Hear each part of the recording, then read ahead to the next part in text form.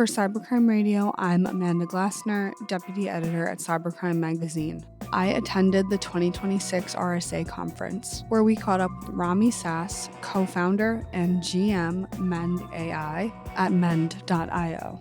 This episode is brought to you by Mend.io, the leading application security solution helping organizations reduce application risk effectively. To learn more about our sponsor, visit Mend.io. Rami, today we're here to talk about AppSec teams.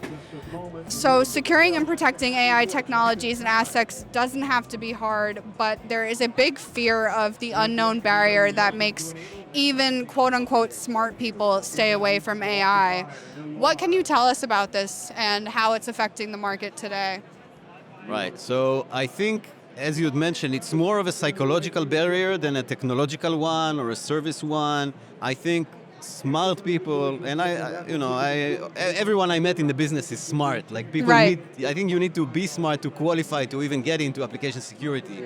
But there is some barrier, some fear barrier of people sort of worrying about making this first step, which looks like a leap, but really isn't, and sort of break through this initial wall of being uninformed initially to even get a tiny bit of understanding of what even is AI, how it works, and what it influences, how it influences application security.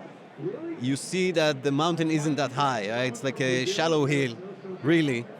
And you can figure it out fairly quickly, right? Because while it's not that difficult to comprehend, it is a massive tectonic shift. So the fact that more and more of the code in the world is written by agents and less by humans, right? There's a big transition from even the profession of applications development, right? A developer today is a very different profession than what it used to be 2 years ago, and in 2 years will be very different from what it is now.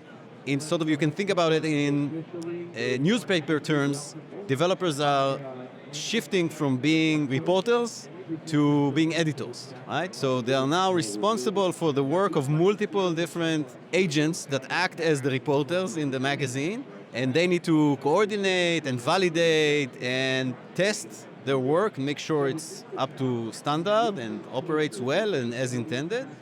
But they are very much becoming not involved themselves with writing the code and writing the applications, which has massive impact on how you secure those applications, right? So securing the work of agents is not the same as securing the work of people, because agents write code in slightly different ways than people do and create different security risks and exposure than people do, at least statistically, right? Maybe people and agents potentially can have the same kind of errors in their code, but there are some that humans are a lot more prone to and others that agents are a lot more prone to. So you need to know what you're looking for, and you need to have a sort of customized set of tools for security when agents are writing the code versus when humans are writing the code. Right.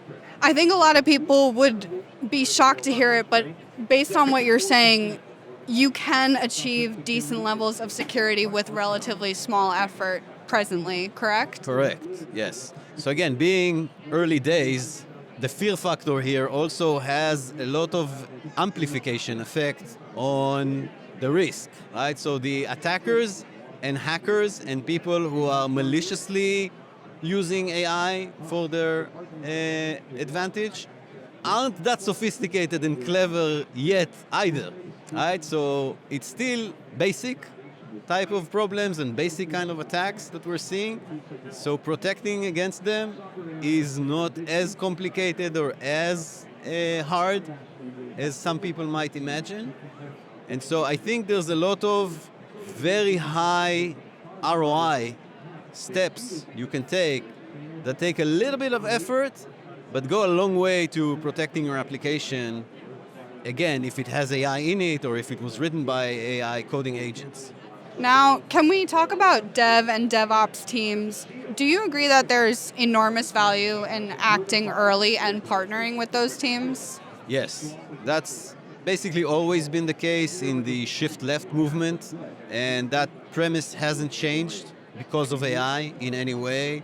So, very much like everything else changed, but this one sort of concept of having an issue in production is sometimes 100 times or 1,000 times more expensive, both in direct cost and reputational damage and remediation steps you need to take, versus catching the same issue before the code was even built or deployed, right? Which is, a small effort, like 10 or maybe half an hour of a developer to find a security bug and fix it can save you, I don't know, $10,000, $50,000 of damages if it's in production and caused some damage to a customer using your application.